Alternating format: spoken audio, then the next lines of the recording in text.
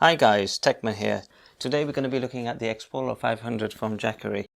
This is not going to be an in-depth review. There are plenty of reviews of this particular power station, also known as solar generator, on the internet, but this is just a quick look at it and discuss the pros and cons and what I've noticed in the short period I've had to evaluate it. Now you might recall that in my early videos I made mention that the fact that one of the purposes of this channel is not to only discuss portable power stations but also the manufacturers behind them. The reason behind this is that we can help develop better portable power stations with quality components and up-to-date features, and also to get manufacturers to stand behind their products and provide good after-sales and customer service. And if you have been following along, you may recall that I sent a number of emails to some of the most common and largest manufacturers of portable power stations to A, provide feedback on their products, and B, help improve their quality. And you may already know from my videos that the response rate has been very poor.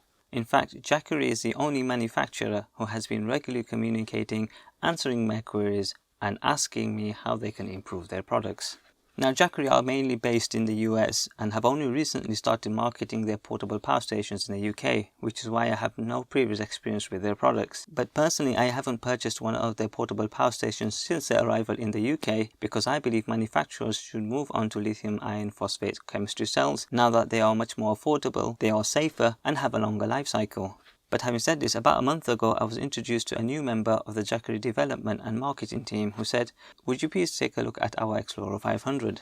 Your feedback is vital to us, but we want to know your thoughts after using one of our products." One thing I will make clear here, I am under no obligation to review the Explorer 500 nor post my reviews online, and I made that clear to Jackery at the very beginning. I told them I will use the Explorer for approximately 1 month and share my experience, good or bad, with everybody on YouTube. The response I got from them was, yes, that's exactly what we want you to do. So let's get cracking. Now, one thing I wanted to do here was to discuss a little about solar generators themselves. What are they and why are they called solar generators? They don't really generate any power whatsoever, so why are they called solar generators? And what do we have under the hood? And why do we have all-in-one systems?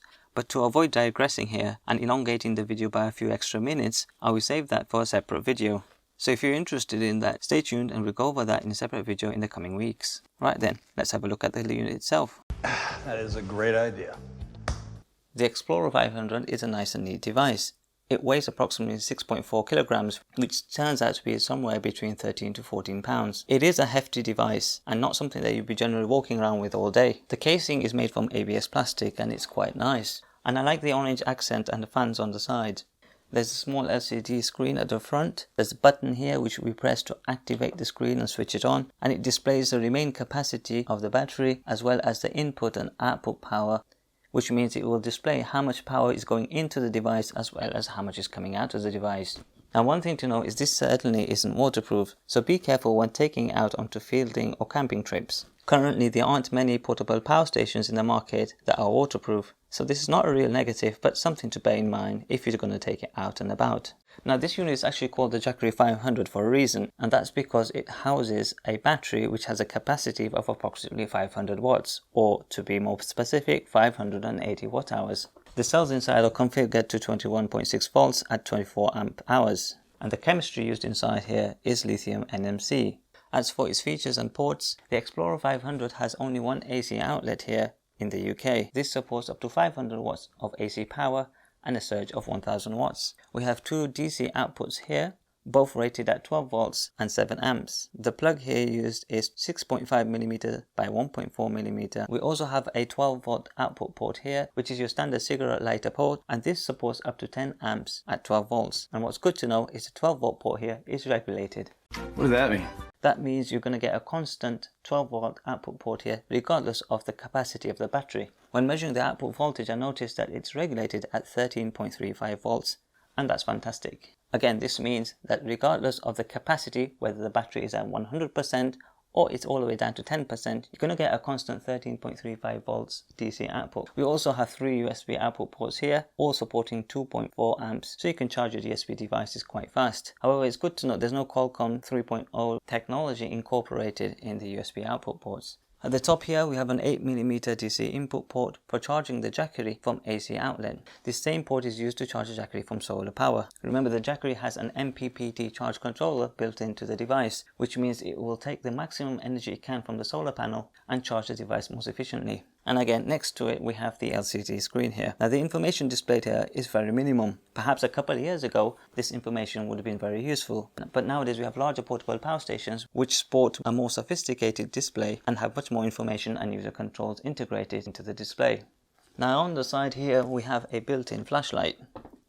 Now, this light is more or less for emergency uses only. It is a gimmick and it's not meant to be used as your main flashlight. Otherwise, this would be one of the most heaviest flashlights you'll have. It is a low-end light and I've had it on for many hours without much battery drain. Now, Jackery says there are 3 ways of recharging the Explorer 500. Number 1, by using the included AC adapter. Charging the Explorer 500 from AC outlet can take 7 to 8 hours to fully recharge the unit. Number 2, by using the car adapter cable included with the Explorer 500 to charge it via vehicle. This will also take 7 to 8 hours to fully recharge your Explorer 500. And number 3, using the power of the sun or solar energy to charge the Explorer 500. You can either use Jackery's own solar panels known as the Solar Sagas, or if you have the right adapter and cables, you can use your own solar panels to charge the Explorer 500. But it's good to know that there's a 4th way you can charge the Explorer 500, and that's by using a 12-volt battery, such as an AGM battery or lithium ion phosphate battery. You can either connect a car cigarette lighter socket to your battery and then use the Jackery's own car charger adapter to charge the Explorer 500. Or if you have the right cabling, you can connect your battery directly to the Explorer 500. Here you can see I have ring terminals connected to my lithium ion phosphate battery. I then connect a cable with Anderson power pole connector on one side and a DC 5.5mm by 2.5mm connector on the other side. I then use this adapter, which is an 8mm adapter, which I had lying around in a drawer from an old power bank and which fits in perfectly into Explorer 500, and there you go. You can see the Explorer 500 charging up directly from the battery. Now, one question I get asked quite often is that does it support pass-through charging? Which basically means, can you charge the Jackery whilst using the output ports, either the AC or the DC ports? And the answer to that is yes, of course you can. You can have this charging via solar energy or via AC outlet and then plug in your device and charge at the same time. I would say that doing this once in a while or here and there, it's okay, and there's no harm in doing so once in a while. But excessively using the device whilst charging it is generally discouraged, as it puts a lot of strain on the battery and can, over time, reduce the overall cycle life of the internal battery. So yes, it is safe to charge and discharge at the same time, but if you can avoid it, please do so. And this will help to elongate the life of your portable power station.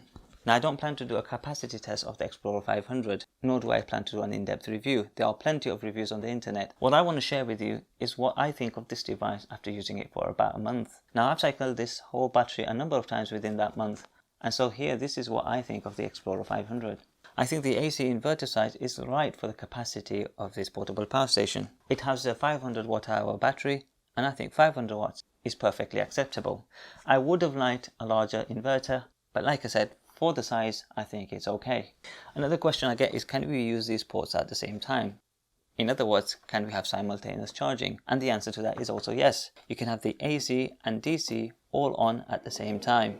You could be charging your laptop from the AC output port, you could be charging your USB devices from here, and you can also have a 12-volt appliance connected to the DC output port. All at the same time, and as long as you have capacity, they will all work side by side. Speaking of the 12-volt output port, as I mentioned earlier, it is regulated, which means it will run at 13.35 volts regardless of the capacity or the voltage of the internal battery. This means your 12-volt device will run worry-free until the battery is fully depleted. The Explorer 500 has a large carry handle which goes across the device. Now, it's nice and very sturdy, but personally I would prefer one which is foldable, which you can then bring up when you need to carry the device and fold back when you don't need it. One thing to note is that there are no USB-C ports here to charge your USB-C devices. There is a workaround for that, and we'll come to that a little later. Also, the two DC output ports here, the 6.5mm by 1.4mm output ports, are not very common, and so to integrate those into the Explorer 500 is not a good idea. You don't get many adapters that will fit into here, and it's hard to find on the internet. There is a workaround to that which I found after doing some trial and error, and we'll come to that later on in the video. Now, one thing I've noticed whilst using the Explorer 500 is the battery capacity depletes normally until it gets down to 10%.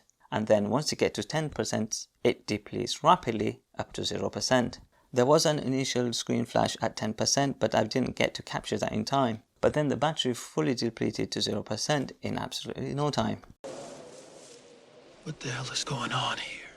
Now, one theory I have for this phenomenon in my mind is that they are retaining their last 10% capacity to protect the battery. And so they have set the low voltage protection on the BMS or the battery management system at a slightly higher parameter than other portable power stations. Now that also can be a good thing. Remember, batteries lose capacity over time when stored, and if the battery is stored at a very low state of charge or SOC and the battery is not being used, the BMS may shut off and may not be able to protect the battery, and so that the battery will go below the voltage threshold set with the BMS, and the BMS cannot protect the battery. So this itself is a good feature, but it can also be deceptive. You think you've got 10% left capacity and you've only got a phone to charge, so you take the portable power stations without recharging with you on a trip, and then your phone runs out of power, you plug your phone in to charge from the Jackery, and hey ho, the Jackery depletes to 0% within a couple of watts.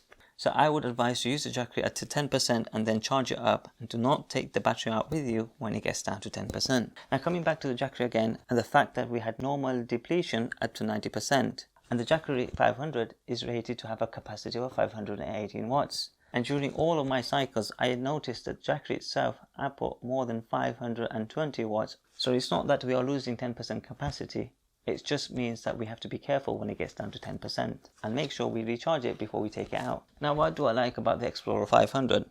Well, number one, I like the individual switches. There are individual switches to power on the DC output port, the USB ports here, and the AC outlet here. And so that you're able to easily switch off any of the ports that you're not using, which in turn will switch off the circuitry inside which powers those ports. And there you are, you save yourself a little bit of energy. I also like the fact that they've included a pouch that you can use to carry the AC adapter, and they also include a car charger, which is nice. Another thing I like about the Explorer 500 is that the inverter itself is a pure sine wave inverter. Although this is quite common in mid-range portable power station nowadays. The Explorer 500 itself also houses an MPPT charge controller, and it's good to see that all reputable manufacturers are now almost certainly opting to include MPPT charge controllers rather than the old PWM charge controllers.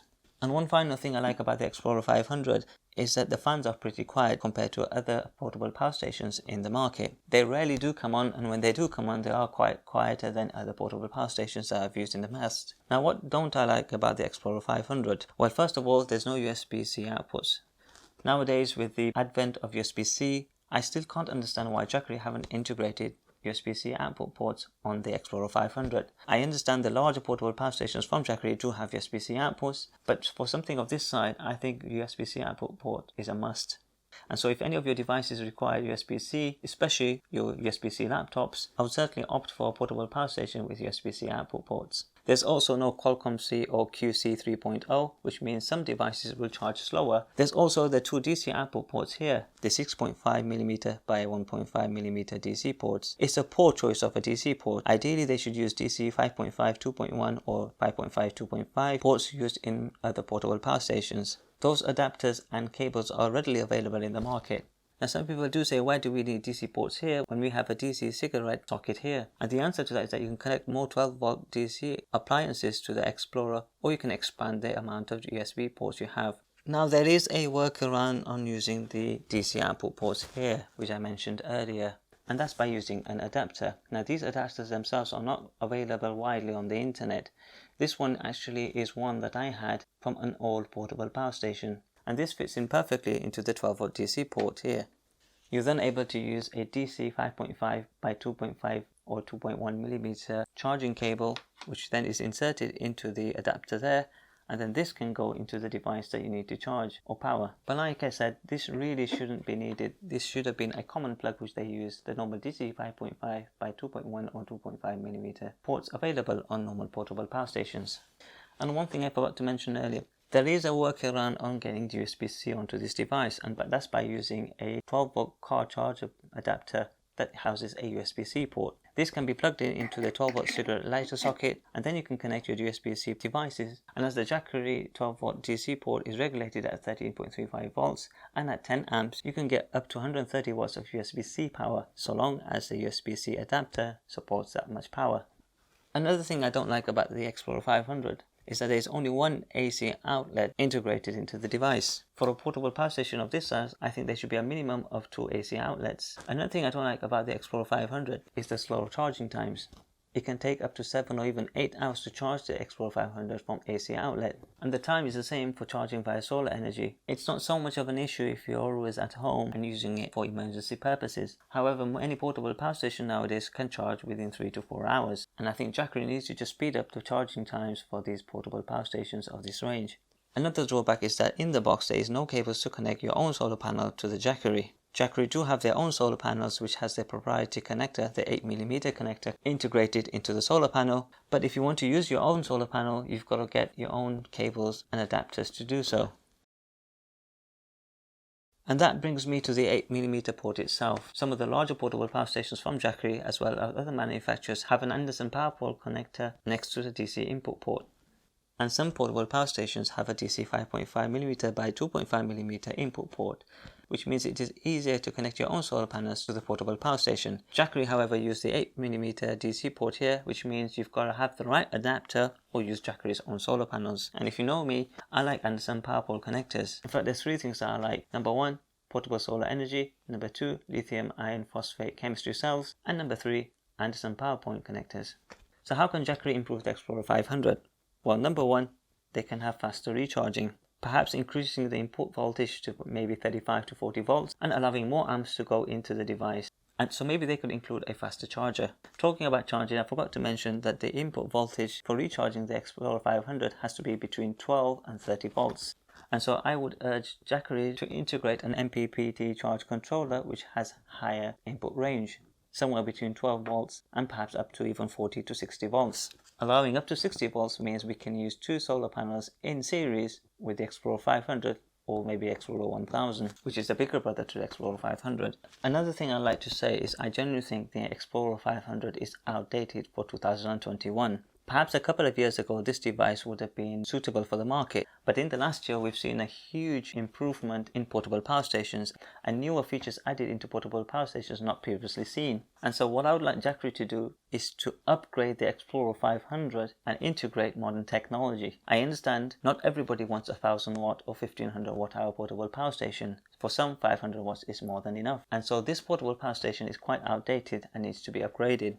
Another thing I think that Jackery can do to improve the Explorer 500 is to integrate a handle which can then be folded down. That will allow them to have a flat surface and then integrate wireless charging on top of the device. A lot of portable power stations today use the top base for wireless charging, and so using the top surface for wireless charging is a good idea. I also think Jackery should upgrade the Explorer 500 and include an Anderson power pole point here. I know Jackery have integrated that in the larger portable power stations, but it would be nice to see that in the Explorer 500 as well. Another thing Jackery could do to improve the Explorer 500 is to rectify the sudden drop of power from 10% to 0%. Perhaps if they can look at the shunt and what it's doing when the battery gets down to 10% and make amends, the Explorer 500 can then be used up to maybe even 5% safely and securely. And one final thing I'd mention to Jackery is that the AC outlet here is quite low.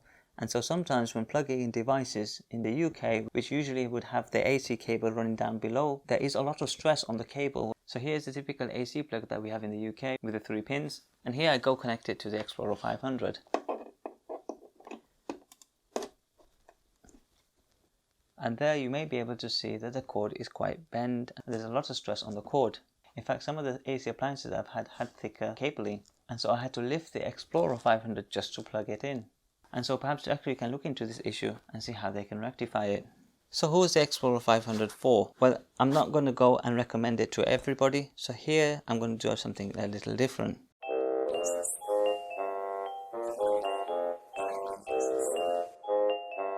If you're an advanced user who have many portable power stations, I would say go for something with lithium iron phosphate cells inside.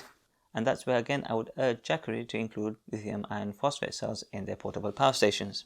Now if you're a beginner and you want a hassle-free all-in-one system, then the Explorer 500 might be for you. But I'm going to do things a little different here and I'm going to further break it down. If you're a newbie and just want an all-in-one system that works and you're likely to cycle the Explorer 500 every single day, then I think you should look at a portable power station which houses lithium iron phosphate batteries. But if you're not going to be cycling this every single day, perhaps once a week or a couple of times a month, then the Explorer 500 might be for you. Just bear in mind its limitations that I've mentioned earlier. One last thing I will say about the Explorer 500 is that I think the price is a little on the expensive side, but do look out for sales on Amazon and on the Jackery website. And so it's always good to make use of these sales and purchase your portable power stations from Jackery when they have these sales going on. At £500 or thereabouts, I think it's a bit expensive, but if you're able to pick up the Explorer 500 for £400 or even cheaper, I think it's a good deal. Now, speaking about prices, Jackery have informed me that they are due to celebrate their 9th anniversary, and on this occasion they will be running a 15% side-wide sale on all their products, solar panels and portable power stations. So if you're looking at the Explorer 500 or any Jackery for that matter, do take advantage of their sales. Look at their website or go onto Amazon and purchase whatever package you want whilst the sales are on, and I believe they're going to be on between the 18th and the 20th of October. If you are watching this video in late 2021 or thereafter, then I would suggest looking out for sales during the year and purchasing Jackery products during their sales, because you will save yourself a little bit of money and it makes the purchase that much more worthwhile. Sounds good, man. Sounds good. Good plan. Good talk, all right?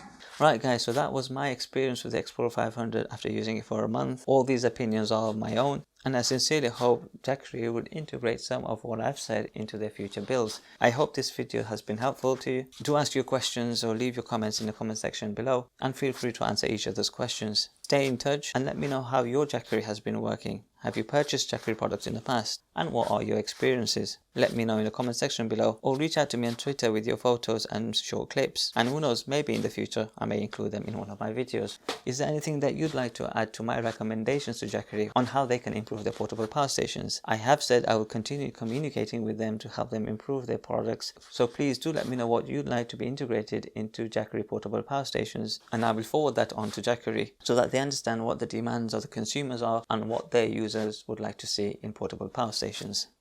That's why I'm here. Right guys, as always, thanks for watching, take care, stay safe, stay green, and I'll catch you in the next one.